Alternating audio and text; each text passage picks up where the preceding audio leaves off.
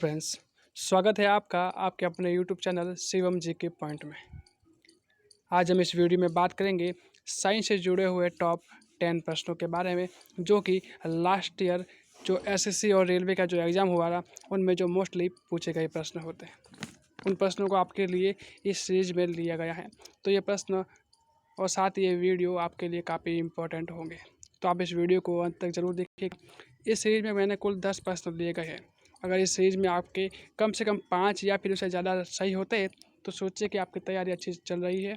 लेकिन अगर आप इससे कम प्रश्नों के जवाब देते हैं तो सोचिए कि आपको थोड़ी और मेहनत की आवश्यकता होगी। तो इसके लिए आप जल्दी से हमारे चैनल को सब्सक्राइब कीजिएगा, ताकि जो साइंस से और साथ ही जीके से जुड़े हुए बहुत से हम अमेजिंग वीडियो और जो कि प्रीवियस ईयर पेपर में पूछे गए प्रश्न भी हम आपके लिए लाते रहते हैं।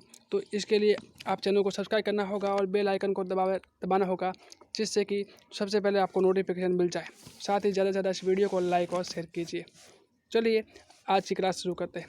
तो आज की क्लास में हमारा जो पहला प्रश्न है वो प्रश्न ये है कि पायरोमीटर किसके मापने में प्रयोग किया जाता है।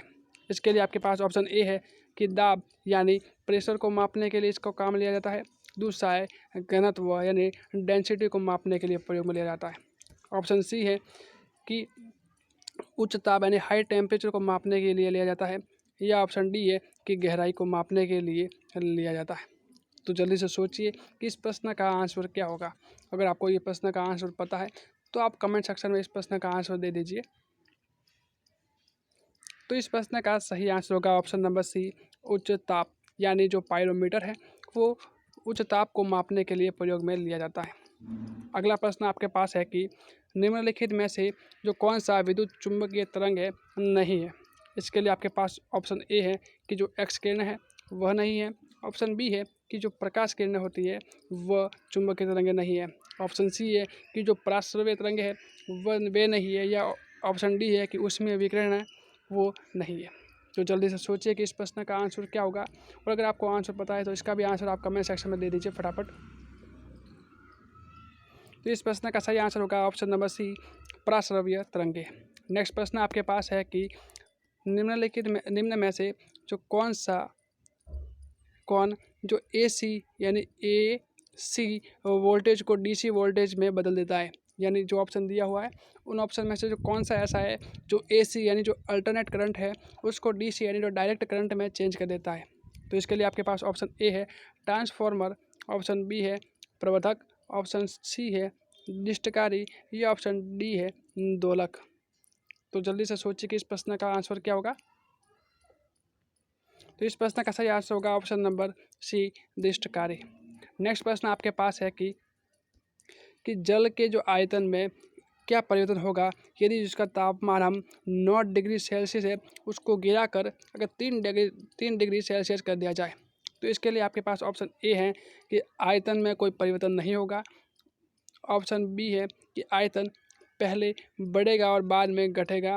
ऑप्शन सी है कि आयतन पहले घटेगा और बाद में बढ़ेगा। या ऑप्शन सी है कि पानी जम जाएगा।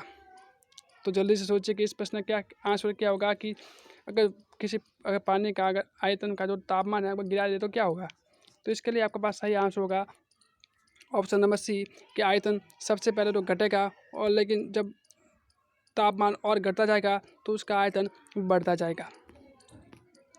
अगला प्रश्न आपके पास है कि जो हेरोइन्स होती है वो कहाँ से प्राप्त होती है। इसके लिए आपके पास ऑप्शन ए है सुपारी से, ऑप्शन बी है भारतीय भाग से, ऑप्शन सी है अफीम पोस्ता से, या ऑप्शन डी है तंबाकू से। तो जल्दी से सोचिए कि इस प्रश्न का आंसर क्या होगा। और अगर आपको आंसर पता है तो आप इसका आंसर कमेंट सेक्शन में दे दीजिए। तो इस प्रश्न का सही आंसर होगा ऑप्शन नंबर सी, अफीम पोस्ता से। नेक्स्ट प्रश्न आपके पास है कि अंडे से जो नया निकला जो टेडपोल है वो किसके माध्यम से श्वास लेता है। इसके लिए आपके पास ऑप्शन ए है कि फेफड़ों से, ऑप्शन बी है कि बाहरी गलफड़ों से, ऑप्शन सी है कि भीतरी गलफड़ों से, या ऑप्शन डी है कि उपयुक्त सभी। तो सोचिए कि इस प्रश्न का आंसर क्या होगा कि टेफ्लॉन है वो किसके द्वारा श्वास लेता है। तो इसका प्रश्न का सही आंसर होगा ऑप्शन नंबर बी कि बाहरी गलफड़ों से। नेक्स्ट प्रश्न आपके पास है कि स्थायी ताप है वो खाली जगह स्थिर बनाए रखने के लिए एक साधन है, यानी कौन है जो ताप को स्थायी बनाएगा। इसलिए आपके पास ऑप्शन ए है विद्युत प्रवाह, ऑप्शन बी है ताप, ऑप्शन सी है दाब या ऑप्शन डी है ऊष्मा विकिरण। तो सोचिए कि इस प्रश्न का आंसर क्या होगा। अगर आपको आंसर पता है तो आप आंसर इसका कमेंट सेक्शन में दे दीजिए। तो इस प्रश्न का आंसर होगा ऑप्शन नंबर बी ताप। नेक्स्ट प्रश्न आपके पास है कि निम्न में से जो क्या आयोडीन का सर्वोत्तम स्रोत माना जाता है। इसके लिए ऑप्शन ए है शैवाल, ऑप्शन बी है सेम, ऑप्शन सी है प्रोटीन या ऑप्शन डी है गेहूँ। तो जल्दी से बताइए कि इस प्रश्न का आंसर क्या होगा। तो इस प्रश्न का सही आंसर होगा ऑप्शन नंबर ए शैवाल, यानी जो शैवाल है वो प्रोटीन का सर्वोत्तम स्रोत है। नेक्स्ट प्रश्न आपके पास है कि जो द्रव की बूंद के द्वारा जो सिकुड़ने और न्यूनतम आयतन ग्रहण करने की जो प्रवृत्ति निम्नलिखित में से जो किस गुण के कारण होती है। इसके लिए आपके पास ऑप्शन ए है पृष्ठ तनाव यानी सरफेस टेंशन, ऑप्शन बी है श्यानता, ऑप्शन सी है घनत्व या ऑप्शन डी है वाष्प दाब। तो जल्दी से सोचिए कि इस प्रश्न का आंसर क्या होगा। अगर आपको आंसर पता है तो इसका आंसर आप कमेंट सेक्शन में दे दीजिए। तो इस प्रश्न का सही आंसर होगा ऑप्शन नंबर ए पृष्ठ तनाव। नेक्स्ट प्रश्न आपके पास है कि एक प्रकाश वर्ष में यानी जो एक लाइट ईयर इनमें से जो किससे सबसे जो लाइट ईयर है जो दिए गए ऑप्शन में सबसे नज़दीक मान जो प्रकाश एक लाइट ईयर का जो मान है वो इन ऑप्शन में से सबसे नज़दीक किसके होगा। ऑप्शन ए 10⁸ मीटर के समीप होगा, ऑप्शन बी है कि 10⁻12 मीटर के समीप होगा, ऑप्शन सी है कि 10⁻15 मीटर से नज़दीक होगा या ऑप्शन डी है कि 10⁻18 मीटर से संबंधित होगा। तो जल्दी से सोचिए कि इस प्रश्न का आंसर क्या होगा। तो इस प्रश्न का आंसर है आपको कमेंट सेक्शन में बताना है कि इस प्रश्न का आंसर क्या होगा। चलो मैं इसका प्रश्न बता देता हूँ कि इस प्रश्न का आंसर होगा ऑप्शन नंबर सी। तो ये सीरीज़ आपको कैसी लगी इसके बारे में आप कमेंट सेक्शन में ज़रूर बताइएगा सर। और साथ ही इन जो 10 प्रश्न लिए गए हैं उन प्रश्न में से आपको किसी भी प्रकार का कोई भी डाउट है तो आप भी कमेंट सेक्शन में ज़रूर बता सकते हैं।